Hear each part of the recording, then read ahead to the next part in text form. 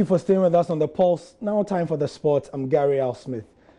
A week ago by this time, we were looking back at what was a good weekend for Ghana football. The Friday before had seen the Black Maidens win in the World Cup. The following day, Black Queens had won, and then the Black Stars had won. How quickly and how things can change in the space of 7 days. This weekend is the Queens and the Maidens who have crashed out of their respective competitions. For the Queens in particular, it was quite difficult because they were thought to actually be going all the way to the end, at least to the semi-final. But Mexico had other plans, and the Queens, the Maidens, lost via the penalty shootout. What effects is it going to have on them? And to discuss that and other issues, Rosalind Amo is a veteran sports journalist. She's on the line with us. Thank you for your time, Rosalind. Thanks for having me, guys. Yes, so very difficult loss, especially where the Maidens are concerned, wouldn't you say?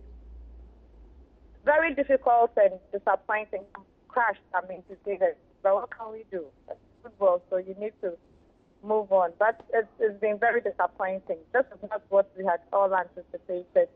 At least the story should have been different. For the Queens, we were hoping that they would have gone to the semi-finals and then pushed for a final bid. But that didn't happen, unfortunately. Yeah. As for the Maidens, we don't know what happened. We still cannot. I still cannot explain what actually happened. That two occasions they took the lead and they succumbed and eventually lost some penalties. But in football, that is what happens. When you don't take your chance and somebody gets that one chance, it becomes the turning point. It does indeed. And the main thing for many of us is that we've seen this is the fourth time the Maidens have got out in this tournament at this point. On some occasions, the team has been disbanded. We don't know where the players are, and so on. What really can we do to make sure that these players stay to the under 20, under 23, and then, ultimately to the senior team level? Yes. Next year by this time, the qualifiers for the 2020 tournament would have started. Yeah. The Maidens will be playing for the 2020 Women's World Cup. The Princesses will be playing for the 2020 Women's World Cup.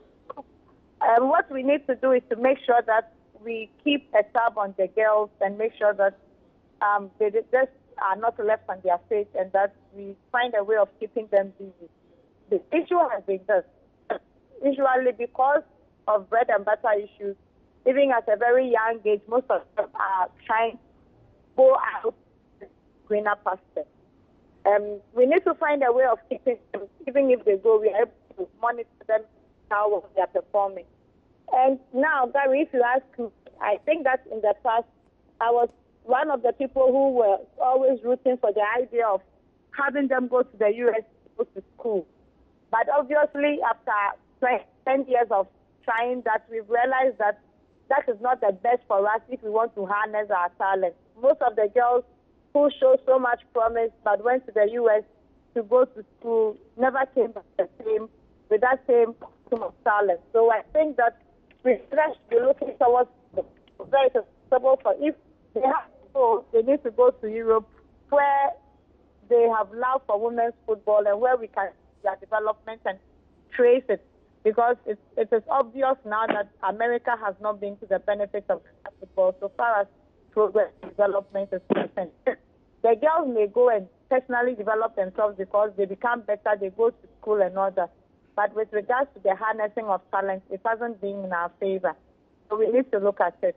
Then also, we need to have a pragmatic plan. If I think though the league is not, does not come up with many matches, we need to find a way of giving them many more playing matches so that when they decide to stay at home and play in the respective league, they'll be able to get the playing time they need. Then also, we need to look at the technical direction. I think that Chadote has done well, and dare say on this one, I give them a plus. Maintaining him as the under-17 coach has helped in a way. What we need to find out from him is what can we do to ensure that when we get to that level, that quarter-final level, we can finally break through and go past that quarter-final level. Once we are able to help him do that, then I think that we are on course. As for the Queens, we need to decide whether we want to keep our technical team whether we are bringing Bashigi back or whether we are trying to build from the scratch, because maybe I concede, and I always say that the decision to change Bashigi when we came back from Cameroon has been our undoing at this tournament. It has nothing to do with Bashigi. When we decided, we didn't remember or we didn't take consideration of the fact that we have to maintain our coach, that at least it helps us to go through the host and win possible and win campaign. That was the turning point. It has already happened. We need to take a decision on what we want to do. But for me, I think that going forward, consistency in the technical direction will be very key to the future of all our national teams.